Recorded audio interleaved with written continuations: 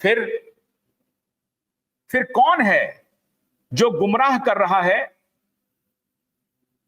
देवेंद्र फडणवीस को? वो कौन है जो देवेंद्र फडणवीस को कह रहा है कि नहीं, थोड़ा स्लो चलो, थोड़ा स्लो चलो, शांति से चलो, धीरे चलो? मैं जो कुछ भी आपके सामने रख रहा हूं, ये तथ्य है देवेंद्र फडणवीस जी। मैं कोई भी तथ्यहीन बात आपके सामने नहीं रख रहा हूं, आपके ऊपर यूं ही कोई अनर्गल आरोप नहीं लगा रहा हूं।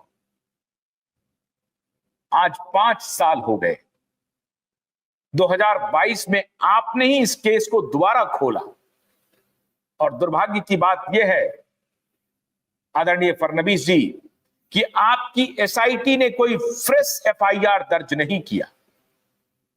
आपकी एसआईटी ने एक्सीडेंटल डेथ रिपोर्ट को आधार बना करके ही जांच को प्रारंभ किया। मतलब मंशा साफ है। आप इसमें न्याय अगर चाहते थे तो फ्रेश एफआईआर एसआईटी ने दर्ज क्यों नहीं किया? अगर एसआईटी को अपने तरफ से कोई बात नहीं आई तो नवंबर में तो supreme court high court litigant association ने अर्जी लगाई, मलवानी पुलिस स्टेशन में जाकर के कहा कि आप फ्रेश एफआईआर दर्ज कीजिए, हमारे पास सबूत है, हम सबूत दे रहे हैं आप। फिर भी न 22 में फ्रेश एफआईआर दर्ज हुआ, न 23 में फ्रेश एफआईआर दर्ज हुआ, और 23 दिसंबर से लेकर के आज 25 जून 2025 तक भी आपने एफआईआर दर्ज नहीं किया। क्या ये तथ्य आप पर ये आक्षेप लगाने के लिए अनुचित है? आप बताइए हमें। अगर आप ये कह देंगे कि ये जो तथ्य मैं आपके सामने रख रहा हूं वो अनुचित है, तो मैं फौरन अपनी बात वापस ले लूंगा। आपके सामने रखा है सारी बातों को, और अगर भरोसा है तो आप पर ही भरोसा है। लेकिन सवाल है कि आप उस भरोसे पर खरे क्यों नहीं उतर रहे हैं? आप उस भरोसे को क्यों तोड़ना चाहते हैं? कौन है जो उस भरोसे को तोड़वाना चाहता है? हमें जानकारी मिली कि परमवीर सिंह एक बहुत बड़ा की प्लेयर है जो पॉलिटिकल बिरादरी को गलत सूचनाएं दे रहा है।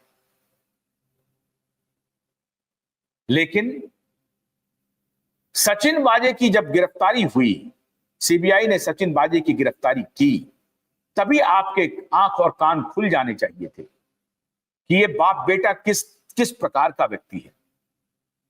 जिस सचिन वाजे को आपने खुद, आपके ऊपर दबाव था रीइंस्टेट करने का कि सचिन वाजे को दोबारा ले लीजिए, आपने क्या दिया था हवाला?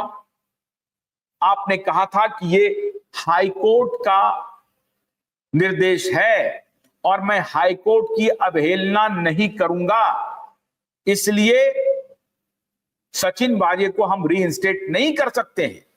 जब आप होम मिनिस्टर थे तब भी इन्होंने पैरवी की थी आपसे, और इसीलिए मित्रों,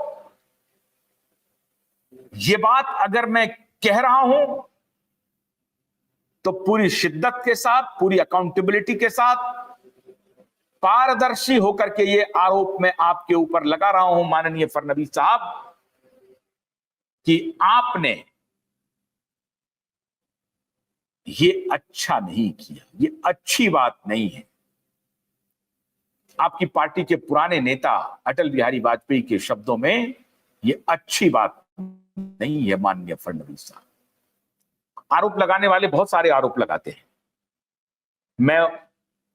मैं मड स्लिंजिंग में भी नहीं रखता हूं, मैं कीचड़ यूं ही उछालने लगूं, मैं इस तरह का पत्रकार नहीं हूं, मैं नहीं।